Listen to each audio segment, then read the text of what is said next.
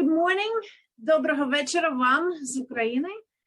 Thank you for joining this SIUE webinar on Russia's nuclear threat. Today, we welcome Ukrainian and U.S. distinguished experts on nuclear energy, nuclear security, and Russian propaganda.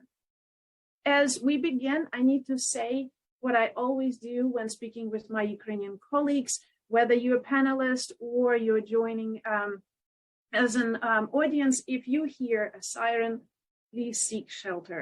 We will find a way to reconnect with you later. Please stay safe. We will start with a brief introduction about Russia's war on Ukraine, then hear from the speakers, which will be followed by our discussion, incorporating questions from the audience. So please remember to send your questions using Q&A feature. The Russian strategy in its war against Ukraine is characterized by war crimes and crimes against humanity. Importantly, Russia conducted history's very first armed seizure of an operating nuclear power plant, effectively weaponizing nuclear plants and posing global safety risks. You can see on this map that Ukraine has 4 nuclear plants. This map shows Russian occupation just several weeks ago. But as Russian forces started losing on the battleground, Russian government increased their nuclear threats. Russia's invasion brought the largest European humanitarian crisis since World War II, displacing over 13 million people. While there are 6,500 confirmed civilian deaths, we can estimate tens of thousands of civilian deaths if we include the victims of now occupied areas. Satellite images, for example, show that only one of the mass graves discovered so far has probably as many as 9,000 bodies.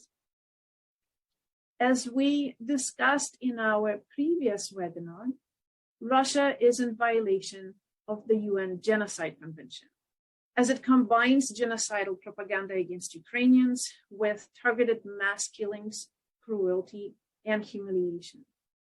Russian forces carried out massacres, set up rape chambers, torture chambers, destruction. They carried out, openly called for, and carried out destruction of civilian infrastructure.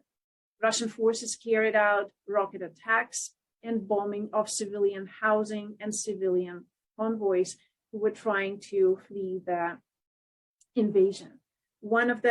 Only one of the notable examples is Russian air bombing of a theater shelter in Mariupol that was clearly marked children. Again, Russia is very first historically to weaponize nuclear plants, leading to, as Russian forces occupied Chernobyl exclusion zone earlier during its occupation of the area, also stirring up radioactive soil, holding a team of employees for weeks. Russian forces shelled 2 nuclear plants and carried out an armed seizure of an operating Zaporizhzhia nuclear power plant. It led to a temporary shutdown of nuclear reactors, which, if not properly maintained, can lead to a major ecological and humanitarian catastrophe. As Russian forces continue to lose on the battleground, threats to use nuclear weapons have also increased. Ukrainian media and schools are now flooded with instructions on how to act in case of nuclear disaster. We are lucky to invite our distinguished speakers who will address the dangers stemming from the actions of the Russian forces. Our first speaker is Dr. Volodymyr Borysenko, who is the head of the Atomic Engineering Division at the Institute for Safety Problems of Nuclear Power Plants at the Ukraine's National Academy of Sciences. He teaches nuclear engineering at Kyiv Shevchenko National University and Igor Sikorsky Kyiv Polytechnic Institute of National Technical University of Ukraine. It is my honor and my pleasure to invite and hear from and learn from Dr. Borysenko. Thank you very much.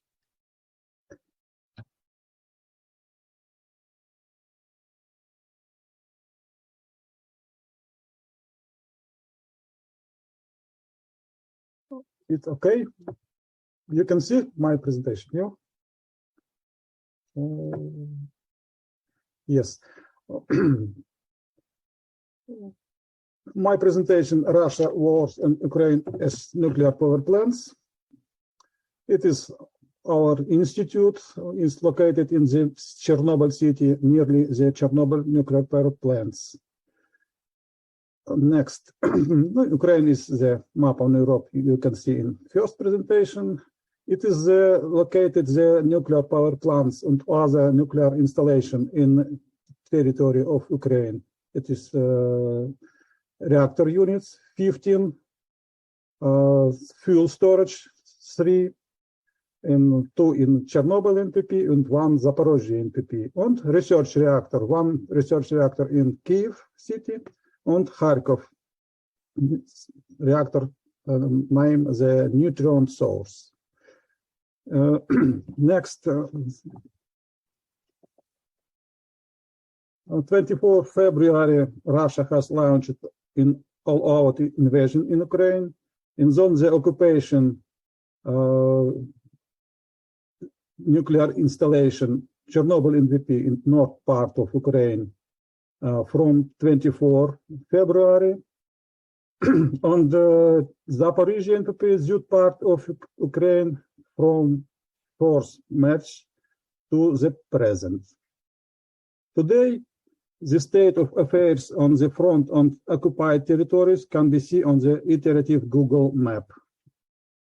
We can see big territory, it is usually free from Russian Federation, but not all.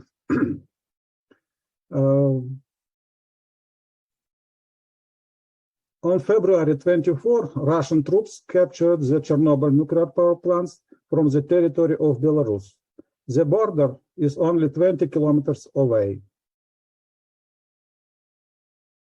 On the Chernobyl site, located many nuclear installations. It is reactor 1, reactor 2, reactor 3. It is these reactor units in the stage of decommissioning and in reactor without nuclear fuel. Next, it is new safe confinement, object shelter. It is destroyed power unit number 4 after accident in Chernobyl NPP in 1986. And this stage we can see a photo of the lava-like full contained materials inside the sheltered objects. It is no controlled state fuel material. This investigation, this fuel contained materials carry out the specialists from our institute. Next, nuclear facility on the Chernobyl NPP. It is spent nuclear fuel storage facility of wet type. It's shortly ISF1. In this storage facility located the 21,284 fuel assemblies. It is total 2,447 tons spent nuclear fuel. Next nuclear facility, spent nuclear fuel dry storage facility, in shortly ISF2.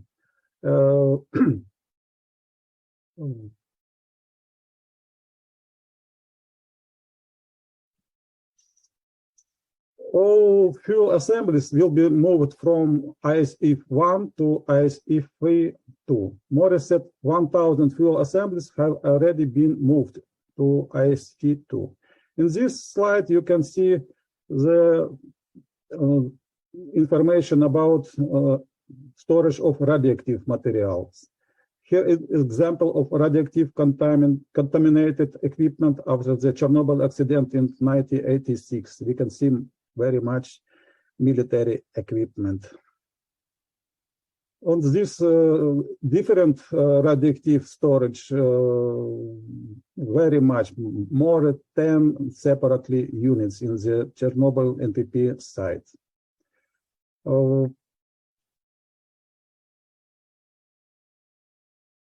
On March 31, the Russian military left of Chernobyl nuclear power plant and went to Belarus.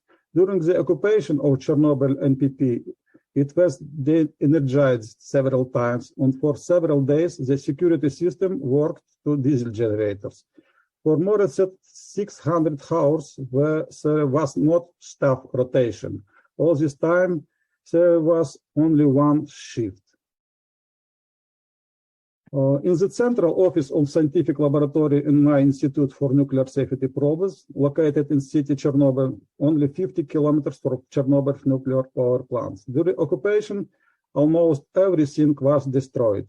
You can see unique laboratory equipment was destroyed. Next, it is the consequences of the occupation of the institute premises in Chernobyl by the Russian military. And our institute was established a special charity foundation, Chernobyl Nuclear Safety Science Fund. Next installation in Kharkov, nuclear source, results of the shelling by Russian invaders of the neutron source nuclear research facility, located the territory of the National Science Center, Kharkiv Institute of Physics and Technology. We can see in these slides the territory of this neutron source installation. Next, Zaporozhye NPP. Zaporozhye nuclear power plant located on the banks of the Kakhovka Reserve on river Dnipro. Zaporozhye NPP, it is largest nuclear power plant in Europe, which includes 6 power units with Wever 1000 type reactor. Up to 230 tons of nuclear fuel is located in the reactor in the spent fuel pool on the fresh fuel unit in each power unit. Total for 6 units, we have 1,380 tons of nuclear fuel. Next, installation on territory of Zaporozhye NPP, it is fuel storage. Since 2000, the Zaporozhye nuclear power plants have been working on the dry storage of spent nuclear fuel. Today, in this storage has 174 containers on total mass of spent nuclear fuel, 2,100 tons. Since 4th March, Zaporozhye NPP has been under occupation. Heavy military equipment and up to 500 soldiers are located at the nuclear power plant site. Military equipment, you can see, is located in the engine rooms of the first and second power units. For the first time in the world, military operations are being conducted in the area of the nuclear power plant. Civilian nuclear facilities has been seized. There is the physical and moral impact on the management and personnel of the nuclear power plant, which makes it difficult to ensure the safety of nuclear facilities. Power lines was damaged. The Russian military does not allow repair crews to restore damaged lines. The nuclear power plant has been completely de-energized several times. Fuel cooling and operation of safety system were carried out by power supply from diesel generator, which is dangerous mode of operation of nuclear power plant in a cold shutdown mode. The visit of the International Atomic Energy Agency delegation has practically no effect on anything. The personnel of the nuclear power plant is under pressure from the occupying troops of the Russian Federation. General director of the nuclear power plant was kidnapped. After the signing of decree of the President of Russian Federation of the transfer of Zaporozhye NPP to the control of Russian Federation, pressure is put on the personnel to transfer to Russian jurisdiction. Collective action of countries are needed to agree of sanction against Rosatom company, whose specialists are involved in illegal action in Zaporizhzhia NPP. On the last slides, in order to avoid such monument, it is a confinement on the destroyed Chernobyl NPP units number 4. At site of nuclear accidents at civilian nuclear power plants, timely collective action by all countries against the invaders is necessary. Thank you for your attention.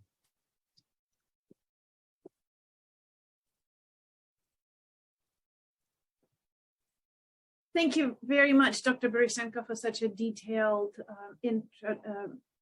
explanation. So here is our next speaker, Dr. Mariana Budjeryn. She's a senior research associate at the Project of Managing the Atom at the Harvard Kennedy School Belfer Center. She held fellowships at Stanton Nuclear Security and Harvard Davis Center for Russian and Eurasian Studies. She is the author of forthcoming book, Inheriting the Bomb, The Collapse of the USSR and the Nuclear Disarmament of Ukraine. It is therefore my honor to welcome Dr. Budjeryn. Thank you very much, and we're looking forward to learning from you. Thank you so much, Sophia. And let me just say that it's an honor to be part of this distinguished panel together with Dr. Borysenko, but also with Yevhen Fedchenko, who happens to be my classmate from Kyiv Mohila Academy. So this is a really nice encounter, and I thank you, Sophia, for giving us this opportunity. So since Dr. Borysenko had kind of outlined the nuclear civilian energy aspect of the Russian security threat, let me just make a few points then about the nuclear weapons side of the Russian nuclear threat. Even though the war in Ukraine has been fought so far with conventional weapons only, it is very much a nuclear crisis. Russian invasion has been launched under the shadow of nuclear threats.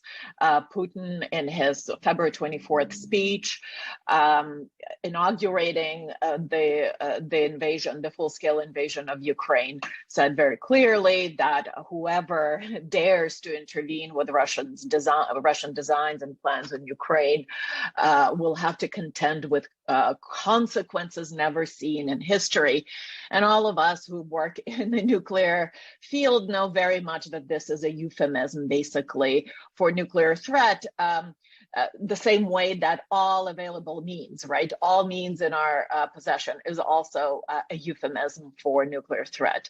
So the early set of threats, something that was announced by Putin, but also other Russian officials in the early days of the war, was rather clearly a deterrent threat to the West, to NATO and the United States, saying, stay out, do not get directly involved in this conflict in Ukraine, basically leave the Ukrainians to us. So even though, this is not directly connected or directly issuing from Russian military doctrine or Russian nuclear doctrine, it falls beyond the pale of that doctrine. These threats were not, we perhaps could take solace in the fact that these threats were not directed at Ukrainians per se. There were deterrent threats directed at Western powers to make sure they stay out. And in that sense, it seems that nuclear deterrence actually worked. So whatever Putin intended, whether it took the sort of brandishing of his nuclear arsenal or not, the fact remains that there is a relationship of nuclear deterrence between Russia and the United States and its nuclear armed alliance, NATO, and it works to induce restraint. So even though the West has stood by Ukraine, there's this amazing solidarity. There's a very generous supply of arms, financial support, of diplomatic and political support. Otherwise, Western powers said very clearly from the get-go, even before the war began, that they will not get directly involved in Ukraine. And a huge part of that is the fact that even through the Cold War, the two nuclear armed powers avoided direct military clashes precisely for the fear of escalation to the nuclear level. So, you know, on the Russian side, even though, you know, the rhetoric is that they're already fighting NATO in Ukraine's territory, that economic sanctions are a type of warfare, economic warfare against Russia. Russia too has not, despite its threats, has not targeted Western arms convoys to Ukraine, has stayed very clear away from NATO borders in all of its targeting. If this kind of restraint between NATO and Russia is sort of a positive example of how deterrence works to restrain sides, to constrain sort of the conflict from spilling over its sort of initial borders, then the fact that Ukraine is in a deterrence vacuum, that it is a country that's not protected by nuclear deterrence, neither of its own, because Ukraine disarmed in 1994, nor of a nuclear armed ally. So the U.S. extended deterrence does not extend to Ukraine. It's a negative sort of example of what happens to a country that is not protected by nuclear deterrence. So I think in kind of broader kind of global nuclear order, what we will see is kind of this boost for the whole theory and practice of deterrence, something that has been sort of seen as something that a lot of countries and activists have tried to delegitimize actually with the advent of the Treaty on the Prohibition of Nuclear Weapons and trying to to present nuclear weapons as illegitimate tools of international statecraft. I think that that kind of discourse will suffer a setback, right? Especially in the view the optics of it are especially regrettable because of Ukraine's nuclear history, because Ukraine did inherit very generous cache of nuclear weapons in 1991. Yes, those were not a ready-to-use deterrent. Those were rather a nuclear option that Ukraine would have still had to invest in turning into the kind of deterrent that it could use. The point was Ukraine decided to give all of that inheritance up because it bought into the international non-proliferation consensus. It wanted to join the international community on good terms. And it thought it got a good deal with the Budapest Memorandum on Security Assurances. That was then violated by one of the signatories. So I think the war in Ukraine has huge implications for the global nuclear order, both the system of deterrence, for which we see a boost, and for the system of restraint, where Ukrainian example is something that, can you still hear me? Okay. Is something that kind of shows that maybe disarmament does not work. In addition to that, not only is Ukraine suffering a conventional attack, right, which it's unable to deter, or its allies are unable to deter, but there's now a specter of tactical nuclear use by Russia against Ukraine. And I think the hard lesson here is that what we're learning, that we spend so much time thinking about deterrence between two nuclear armed adversaries, we have not spent nearly enough time thinking of how to deter nuclear use by a nuclear armed state against a non-nuclear armed state that is not protected by extended deterrence of an ally. And we find our options wanting. They're really, even though the White House and President Biden personally has spelled out that there will be catastrophic consequences, really, don't do it. If we think about it, the options are really poor. To get involved or threaten credibly that NATO would get involved after nuclear use, as say General Petraeus sort of outlined, that would make NATO or that coalition of the states parties, one of the belligerents in the conflict. Again, that's something unprecedented since the advent of nuclear weapons, and something that is very risky in terms of escalation to nuclear level.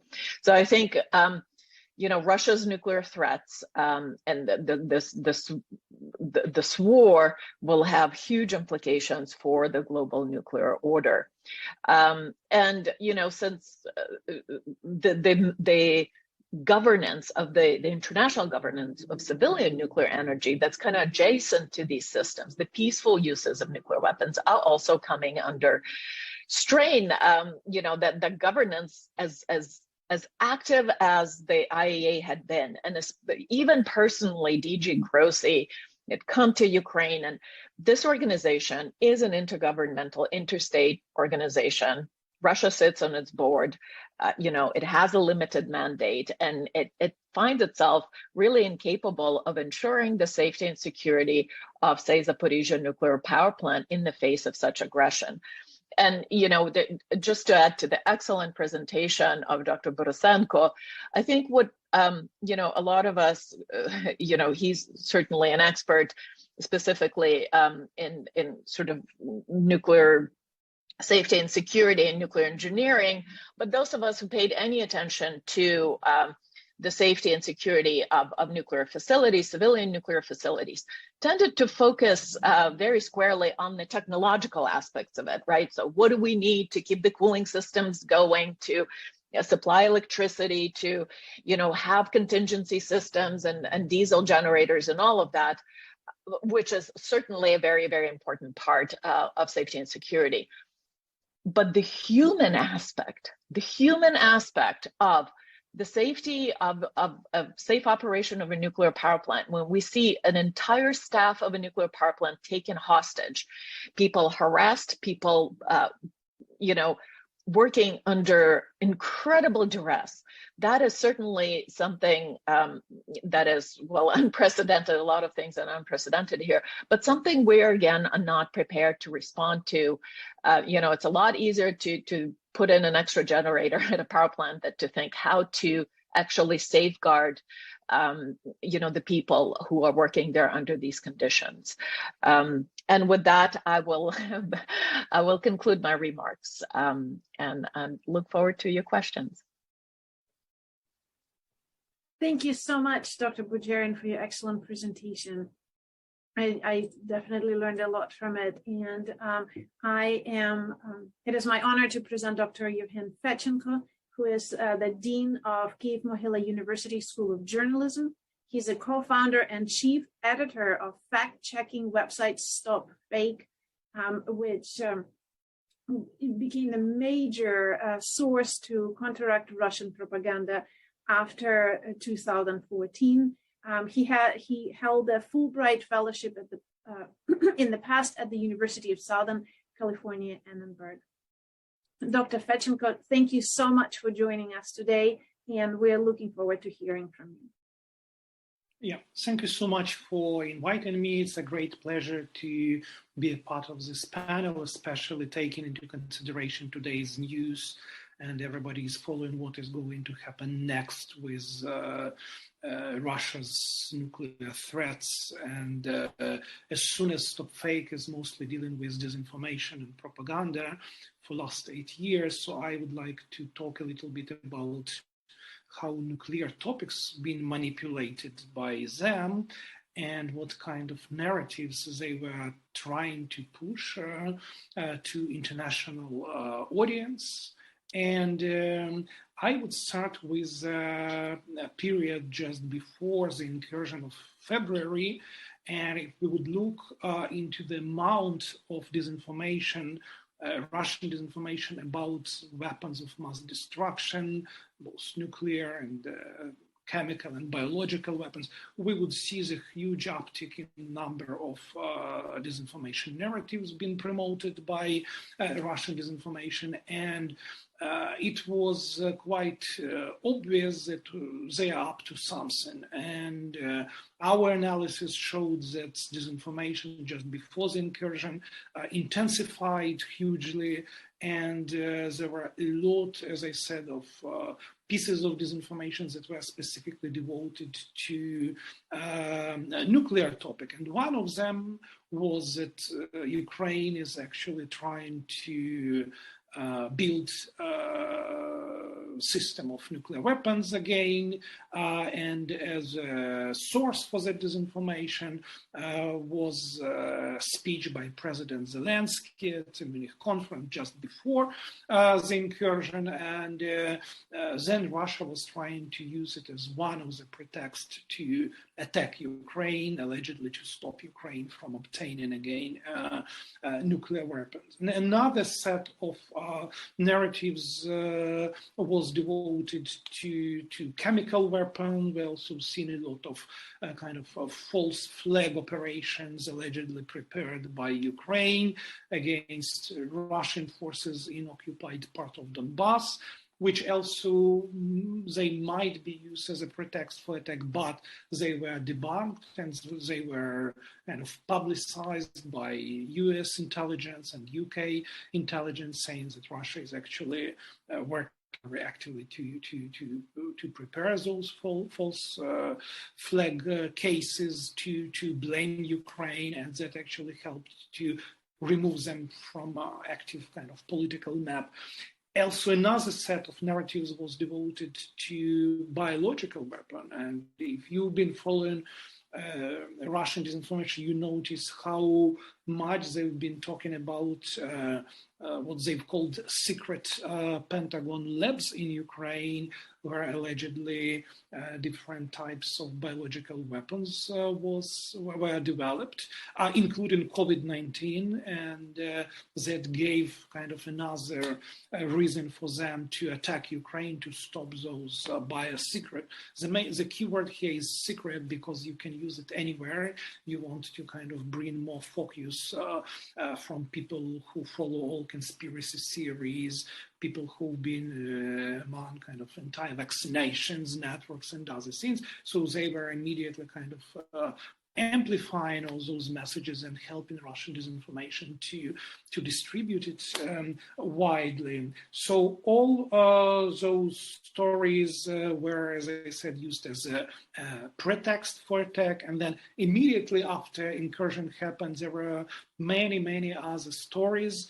Some of them were already mentioned, like a story with Chernobyl NPPs and with Zaporizhia. Then, for example, Ukraine allegedly is shelling Zaporizhia station, and again there were even staged shelling of it.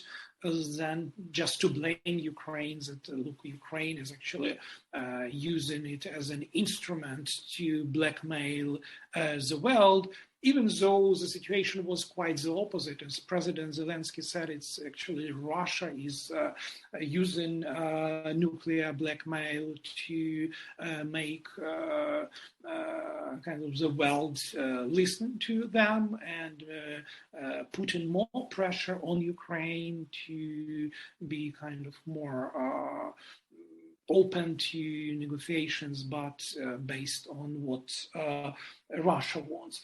But also what I wanted to say that even though now this kind of rhetorics of Russian propaganda is all about kind of promising nuclear annihilation to the world, and if you know all this kind of big names, big shots of Russia, disinformation like Solovyov and Kisilov and Simonyan, they're all promising to turn into the radioactive ashes, United States, UK, all other Ukraine's partners. I mean, Ukraine, first of all, but then also anyone else around. So this kind of type of rhetorics is now kind of the commonplace for all these TV shows which are kind of used to disseminate disinformation. But again, this story is not new. So as I said, Stop Fake was following all those narratives for last 8 years, and those narratives were used even before. For example, in 2019, they've been pushing the narratives that allegedly Ukraine was preparing to put explosives into Russia's nuclear production facilities to make Russia surrendering, for example. Or there were 2 separate stories that Ukraine's security services, SBU, are preparing provocation at Kharkiv Institute of Physics, where there is also the small nuclear facility to blame Russia, that allegedly Ukraine is preparing kind of a false flag operation to blame Russia. And then there was another story that another facility in Uzhhorod, which is in western Ukraine, was the nuclear materials were also stolen from there, and this is kind of the direct threat to the European Union. So those materials would immediately kind of pop up somewhere on the black market, and probably some terrorists from Middle East, Al-Qaeda, can obtain those materials originating from Ukraine. So actually all those narratives were distributed to blame Ukraine, to discredit Ukraine as a country where there is no kind of enough safety nuclear installations, and also to demonstrate that actually Ukraine is using terrorist tactics to blackmail the world. Also, there was a story that back in 1990s, actually Ukraine surrendered nuclear weapons under huge pressure from U.S. government, which was kind of promising all awful things to Ukraine if Ukraine would not do that. And the source for that information was President Kravchuk interview, but it was heavily manipulated, and actually all his words were kind of misused again to prove the point that Ukraine was very unwilling to abandon its nuclear status, and again is actually willing to regain this nuclear status, which was one of the points of Russian disinformation. And on one hand, Russia was pushing all those lies about Ukraine. On another hand, it was basically mirroring what Russia itself was doing. For example, the nuclearization of Crimea, which was quietly happening even before incursion. And it was just one of the instances where Russia was using Ukraine's occupied territories for putting more nuclear weapons, and again, that's exactly what Russia is now trying to use to push for kind of more negotiations right now. And just very recently, we've seen stories about Russian nuclear submarines and the Russian nuclear train allegedly approaching already Ukraine, but in Ukraine, it doesn't make kind of huge splashes in the media, or it didn't have a huge influence on Ukrainians themselves, because Ukrainians are already kind of tired to be scared with all that, and they are trying to make kind of fun and jokes about those things, even if it's very difficult to imagine that it can be a subject to jokes, but still. And so my point is that the main kind of target audience for this nuclear blackmail, which is emphasized through disinformation and propaganda, is kind of international audience, and they really want to scare those governments that are actually supporting Ukraine and people living in those countries to make again concessions on expense of Ukraine. So probably I would stop here, and then if there would be some questions, I would be happy to answer. Thank you so much, Dr. Fedchenko, and thank you again to all the panelists.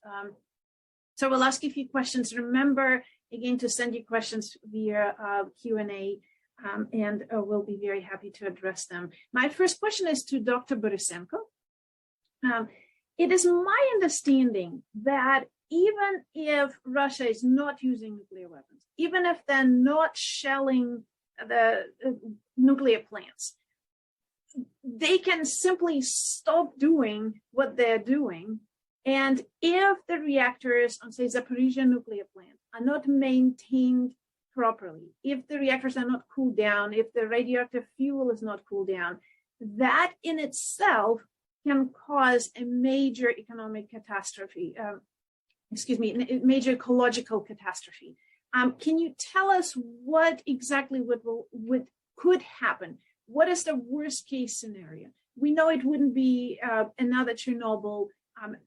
It would not be atmospheric radiation, but if I understand correctly, it can go into the ground, into the Dnieper River, into the Black Sea, and therefore, again, ecological catastrophe as well as humanitarian catastrophe, as so many people are dependent on that water. So if you can explain us a little bit more on that issue.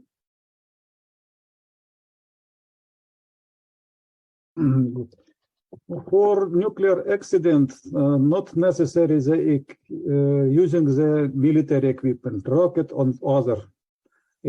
For nuclear accident, enough electric net destroyed. And in this case, must be including the diesel generators, but occupied force, it has possibility not work this diesel generator. Without diesel, not worked. Because fuel, nuclear fuel in reactor, it's very hot, not very, very, very hot, because without cooling, the temperature increasing very, very short time. And the work reactor, this time equal only 3 hours. If your reactor stopped, or Zaporizhzhia NPP reactor stopped from 9/11, this time we have more time in the for cooling, approximately maybe 10 hours. But without power supply, after 10 hours, we have the temperature increase on melt fuel element beginning the other chemical reaction, zirconium with water. In this reaction, we have the hydrogen, maybe explosion, on other chemical reaction. On the melt fuel, in very high temperature. With this case, we have the radioactive product will be gray out from the reactor building. And it is nuclear accident. If you have very much nuclear fuel, I can see my presentation, 3,000-5,000 tons nuclear fuel in Zaporizhzhia NPP site. Because it is very careful, very dangerous if you can situation nuclear power plant without electric power. Only without electric power, not necessary rocket, other military device. So. Yes, thank you very much. One more follow-up question. So I understand the plant itself is protected and it was meant to protect from, say, plane crash. But you showed in your presentation about the storage. If I understand correctly, the storage of radioactive fuel is not as well protected. What could happen if Russian forces are shelling the storage of that radioactive fuel? Can we have something similar to Chernobyl accident in that case? No, usually in the storage fuel, we have the old fuel. Its fuel will be in wet dry storage or dry storage approximately more than 10 years. Because this fuel not hot. This fuel enough air cooling without water. is reactor fuel need necessary only water. If you have not water, we have nuclear accident. In dry storage, nuclear fuel not hot enough, only air cooling. Because if you destroy the container, it is no good, but consequences not very big in comparison with the hot fuel which you have in the reactor building, in wet storage of core reactor. So, thank you so much. My next question is to Dr. Budjeryn. U.S. Institute for the Study of War said that, in fact, the Russian forces, Russian military, is not at all prepared to fight in case of the nuclear attack by Russia, and that, in fact, it would hurt Russian military, and in fact could even end as the Russian soldiers will be the first to run. If they see a nuclear mushroom, rather than Ukrainians will be running there, and that is my addition. That is my estimation, that probably many people from Ukraine will try to get there to help others to evacuate from the area. Now, even though we can see it as completely irrational, it is nevertheless not unlikely, because we've seen that many things that what Russian forces have done has genocidal nature. To hurt Ukrainians, to kill Ukrainians, to torture Ukrainians. So therefore, we can still assume that they might do that, even if it's the last thing they do, even if it hurts Russian military. How does that, what would it look like? And what do you expect international community, how do you expect they would react to this?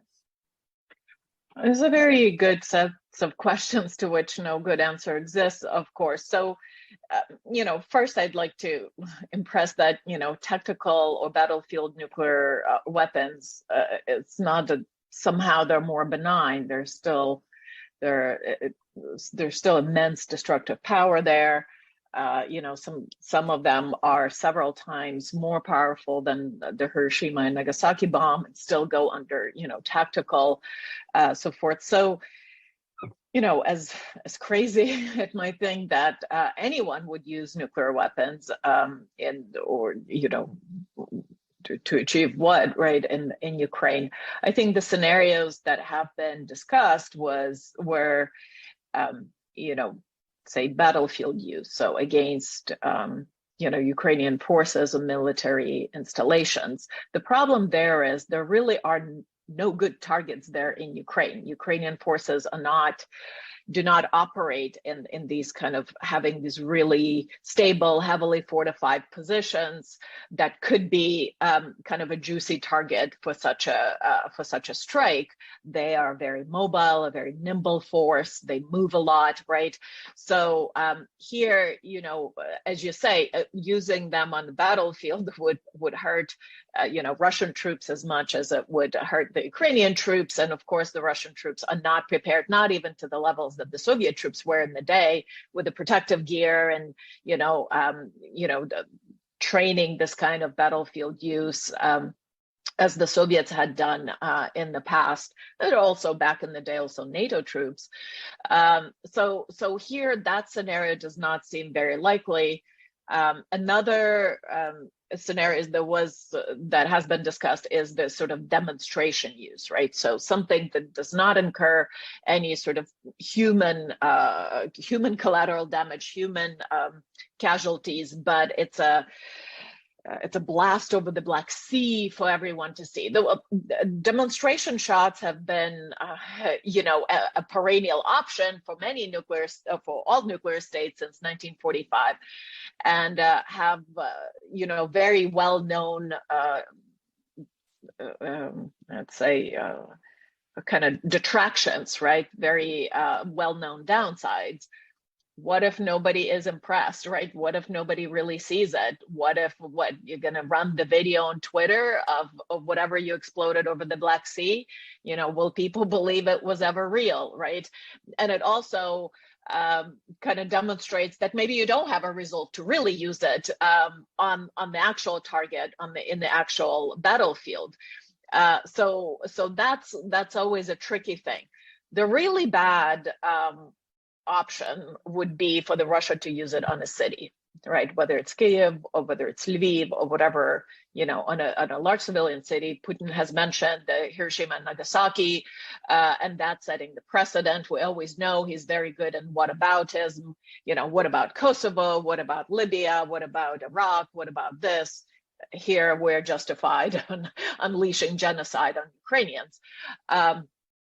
So in that case, there are again, a couple of scenarios. One is an EMP, the electromagnetic pulse explosion. So a nuclear explosion high in the atmosphere that does not result in a blast wave, that does not result in nuclear fallout, but basically because of this neutron shower fries all of your electrical equipment and your electrical grid.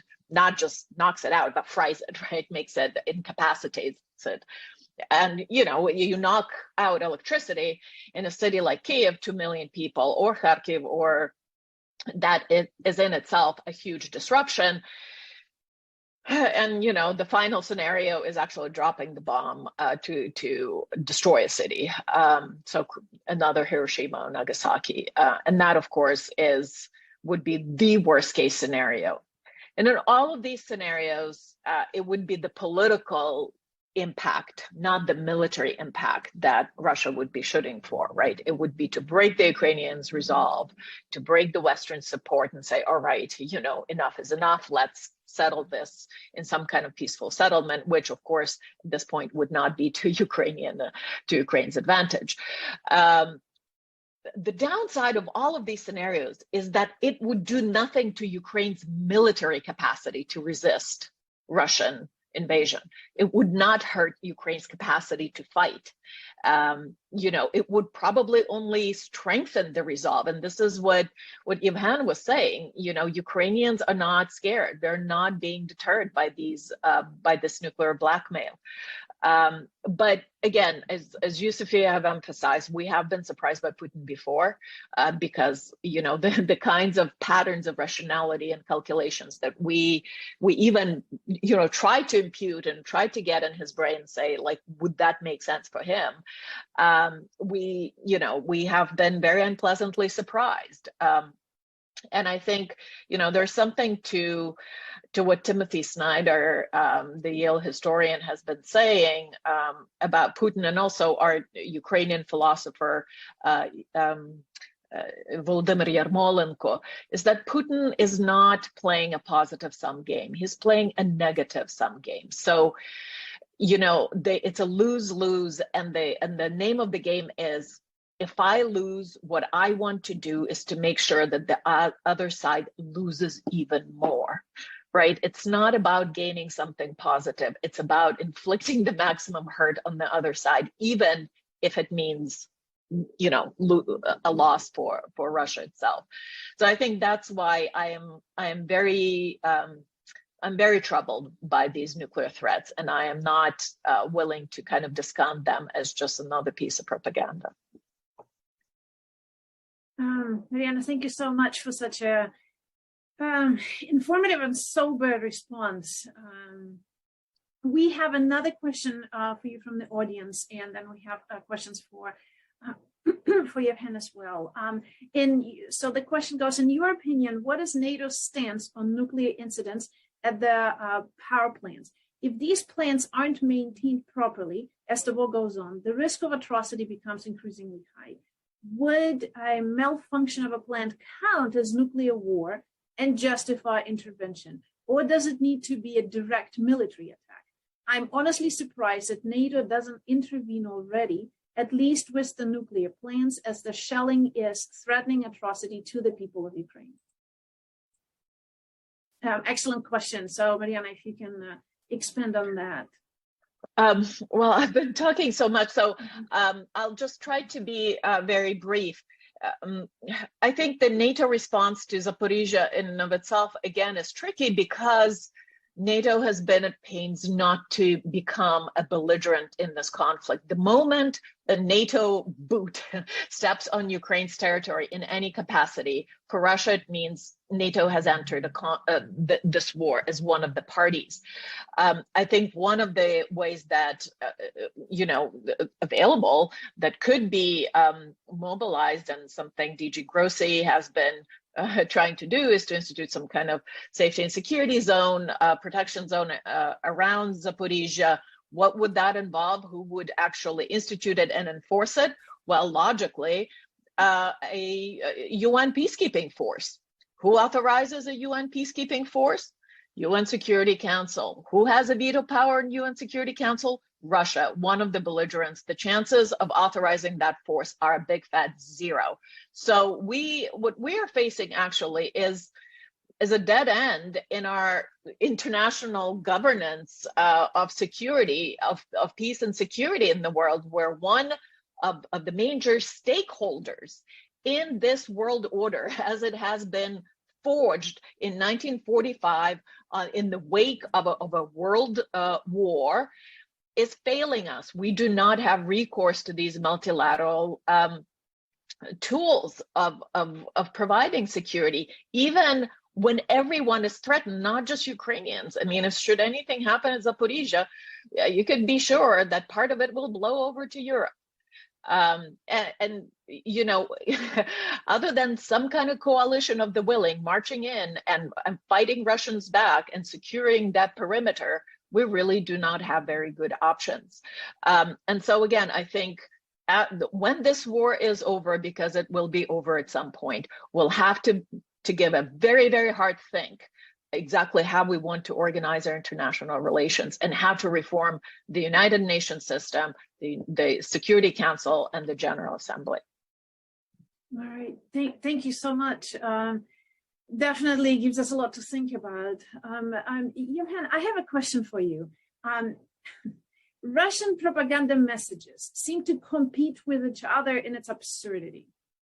Right? It just one after another, and it becomes more and more absurd.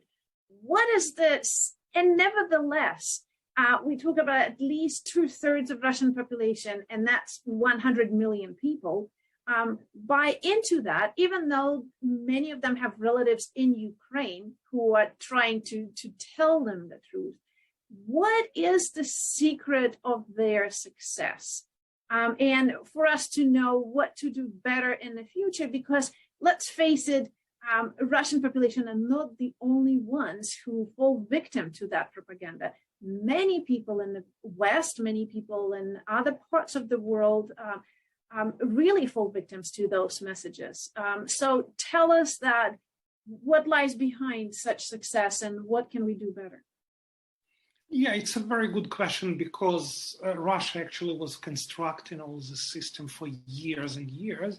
And as I argue, it's also inherited a lot of from Soviet system as well, including the kind of ideological spectrum in different Western countries, Western European countries. And of course, Russia has a huge influence in global South countries, where its position are still very strong despite of this war.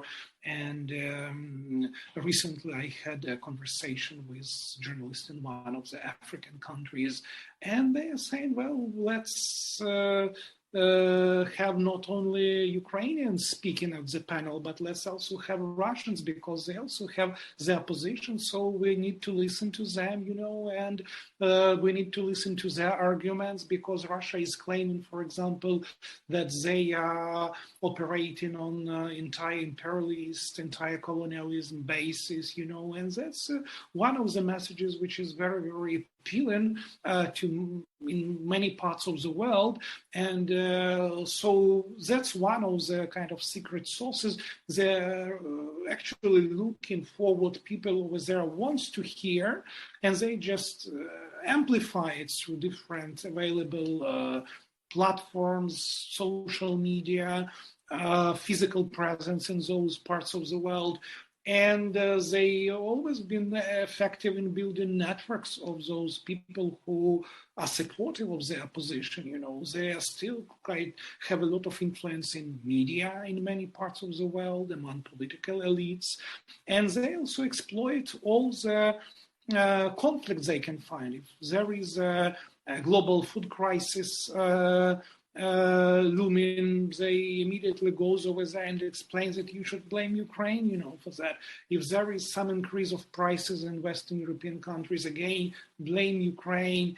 And they also are very effective in kind of bringing online activities into offline protests against governments and to kind of put more pressure on those governments who are still supportive of Ukraine. And another key to success is the repetition. As I said, they've been doing that for years and years, kind of implanting those ideas in the hearts and minds of people.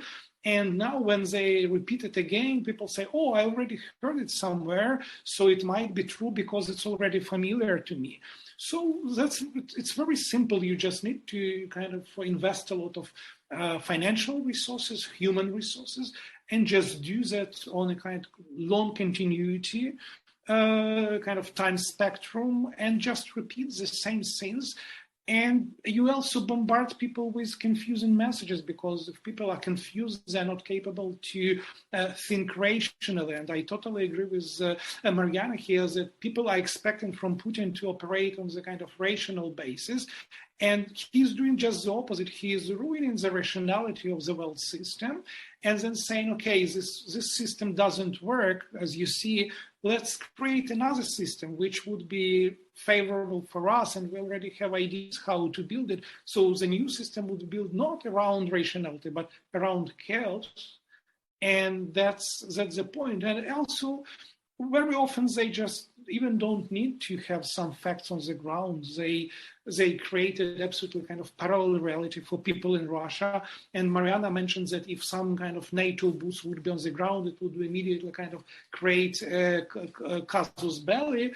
But they're already claiming that it's not Ukraine fighting against Russia, because otherwise Ukraine would immediately fail, because it's a small failed state, as they've been claiming, you know. So if they are not failing, that means it's NATO and the United States are fighting over there. So again, you don't need facts. You can just repeat all those things quite a lot of times, you know, and people in Russia and in many other parts of the world would really believe that NATO is actually already on the ground. So I don't see kind of big problem to bring a little bit of NATO here, because for Russian propaganda, it would change nothing. They already kind of making sure that people do believe in NATO's and U.S. involvement in this war. So that would not change much in terms of perception of this. All right, thank you so much. And as we are concluding this webinar, I wanted to thank again, all of you for being here, for sharing your expertise with SIUE, with our community. And I also want, therefore, to share, to thank our audience, those who joined in, because learning about what's going on, that is, in fact, one of the best way that we can resist the misinformation and Russian propaganda.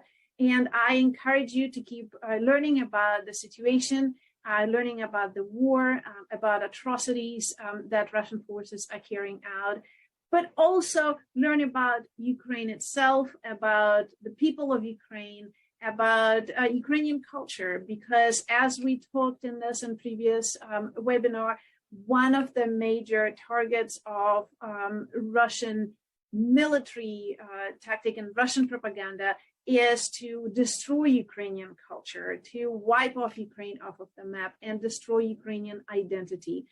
So the more you learn about Ukrainian culture and Ukrainians, therefore, the more you can support and keep the idea and people alive. This webinar will be available, the recording of this webinar will be available on SIUE Political Science YouTube channel, so feel free to share. And thank you very much, all of you, for joining us, and all the best to the people of Ukraine. Goodbye. Thanks. Goodbye. Thank you. Goodbye. Bye.